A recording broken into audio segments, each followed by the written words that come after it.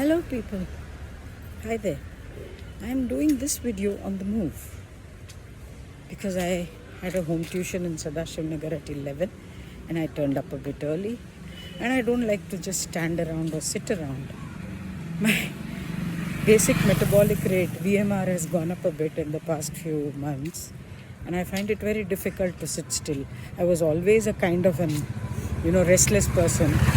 This BMR increasing makes me even more restless. Anyway, to come back to what I wanted to talk to all of you about in this video. So, this famous author Ayn Rand, some of you may have read her. She's a phenomenally gifted writer. She was actually. And she wrote a book called The Virtue of Selfishness. I haven't really read it from cover to cover, but I know the essence of the book. And she said that putting oneself above everyone else in considering your scheme of things is actually a virtue.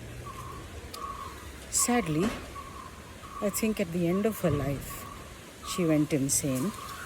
And quite honestly, I haven't found anybody who has concentrated on being selfish, being happy with themselves. If they are at peace being selfish, then I'd say, okay, go ahead and do it. But most often I find that they are not in a good space when they become selfish. So I would say, if I ever write a book, an analogous book, it would be called The Virtue of Selflessness. Quite honestly, I have been selfish in the past, not that I haven't. But certainly, I haven't been selfish in, let's say, relationships that I value and that I want to continue in. And those are mostly close blood relationships. Initially, I chose which blood relationships I wanted to nurture and which I didn't want to, because quite honestly, there are blood relatives who are so alien in the way they think that you can't really get on with them. So that's fine that you slot them and say, this one isn't my type, and so I won't have much to do with them. That's not being selfish. But close blood ties, disagreements come. People are different. No two people are identical. And therefore, all kinds of disagreements creep in. I have found that a lot of youngsters in recent times have therefore decided that they don't want to have anything to do with close blood ties.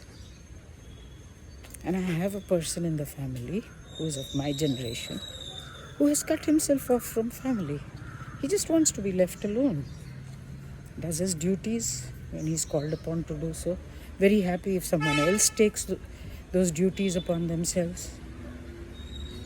So it's fine. That's the way he is. But what I feel about myself, and generally all of you know that I share only what I believe in, is that selfishness is certainly not a virtue.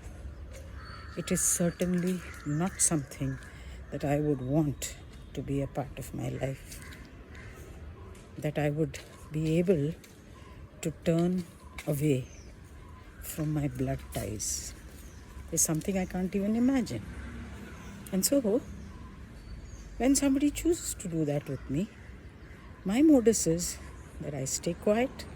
I don't intrude into their space, but I'm always willing and always there in case they want to rebuild relationships.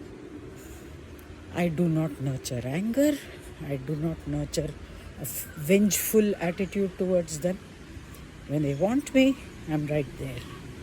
But if they do not want me and they do not choose to rebuild the relationship from their end, that doesn't affect my happiness. Because after all, Harsha is happiness. Bye.